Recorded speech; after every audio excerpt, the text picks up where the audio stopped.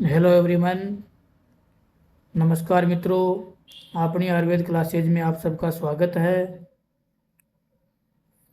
Last lecture में हमने एक एक करके रसशाला के बहुत ही इम्पोर्टेंट टॉपिक रस प्रकरण में रत्नों के बारे में जाना। रत्न जो संख्या में 9 होते हैं उनको याद करने की जो ट्रिक बताई। उसके बाद में हमने जो रतन में फर्स्ट जाना था डायमंड के बारे में। उसके बाद गोमेद, पुखराज, वैदुर्य और पन्ना रत्न के बारे में पढ़ा था। इस लेक्चर में हम जो स्क्रीन पे आपको दिखाई दे रहा है मोती रत्न के बारे में जानेंगे। इसको इंग्लिश में पियर्ल बोला जाता है, इसको मुक्ता भी बोला जाता है। स्क्रीन पे आपको दिखाई दे रहा है इसकी इमेज। ये दिखने में श्वेत वर्ण का दिखाई दे रहा है। और अभी हम इसको संस्कृत में इसको मोक्तिम बोलते हैं, हिंदी में मोती, इंग्लिश में पियर्ल। और केमिकल जो फॉर्मूला होता है इसका वो है CaCO3। इसकी हार्डनेस है वो 3.5, रिलेटिव डेंसिटी है वो 2.65 से 2.89। इसको हम मुक्ता फल, सुक्तिज, शशि रतन, शशि प्रिय इन नामों से भी जानते हैं। अब हम जानेंगे इसका परिचय। परिचय में ये सफ़ेद पियर्ल होता है, वो सफ़ेद चमकयुक्त इंद्रधनुष के जैसे रंग फैलाने वाला गोल और मर्दूज प्राणीज रत्न है। ये सीप के खोल के अंदर के भाग में है।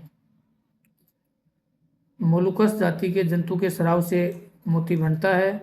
जब इस सुक्ति के अंदर का जीव मर जाता है तो सीप को फाड़कर उबालकर इसका मांस निकालकर मोती को ले लेते हैं।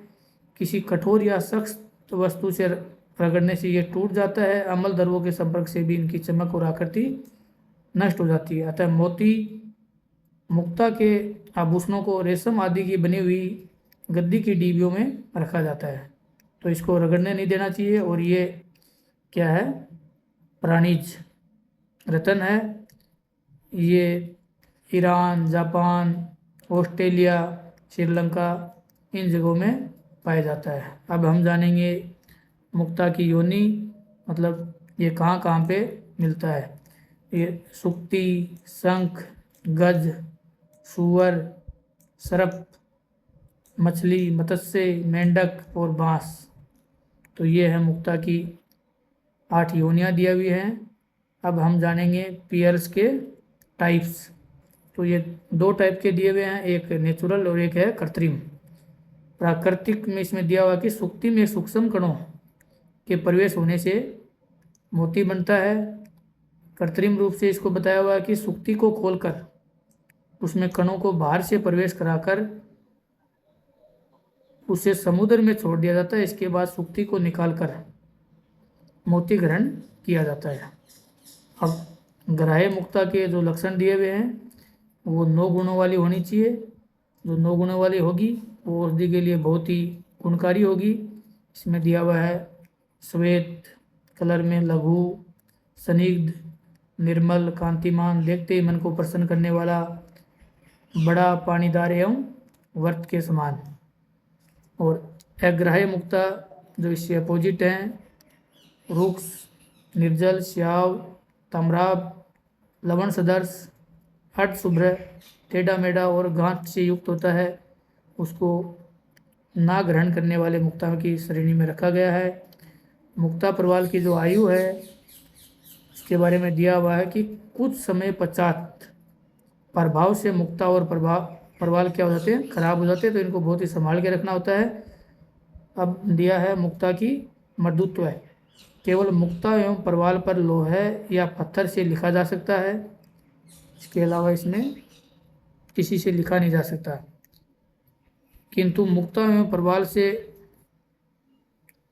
लोहों पर नहीं लिखा जाता, पर अन्य रत्नों से लिख सकते हैं। बहुत ही इंपॉर्टेंट दिया हुआ है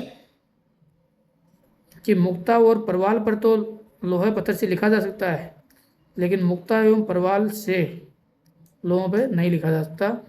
तो इसके लिए सावधानी दी हुई है कि साधारण अम्ल पदार्थों का शीघ्र प्रभाव होने से मुक्ता की चमक नष्ट हो जाती है, किसी वस्तु के साथ रगड़ने से भी मोती टूट जाता है।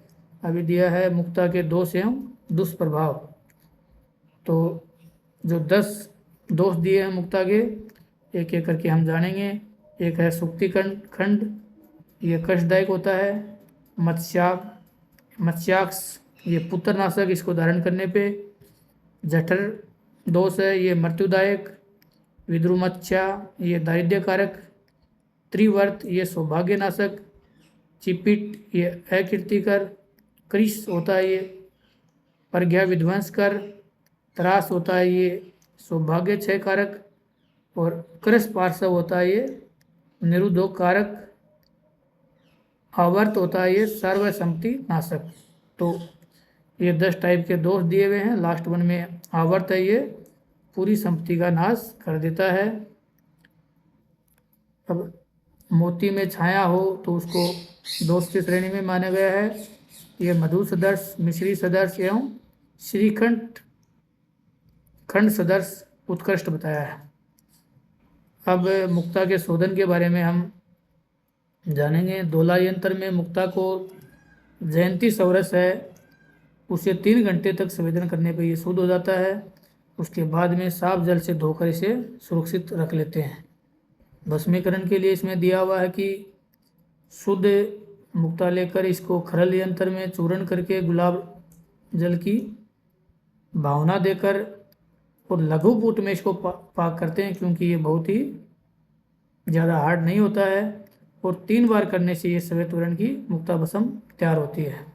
पिष्टी बनाने के लिए सेम जो हमने अन्य रत्नों के बारे में जाना, उसी प्रकार से इसको भी खरल यंत्र में लेके गुलाब जल के साथ 3 दिन तक मर्दन करने पे ये उसकी मुक्ता पिष्टी बन जाती है। ये बहुत ही गुणकारी होता है, मधुर रस होता है इसका, शीतवीर्य एवं लघु बताया है। दृष्टि अग्नि को पुष्ट करने वाला, विष प्रभावनाशक, काश और श्वास और वर्षे, ये इसके गुण हैं। मुक्ता भस्म पिष्टी की जो मात्रा है 1/4 से 1 रत्ती तक मधु के साथ में लेना चाहिए।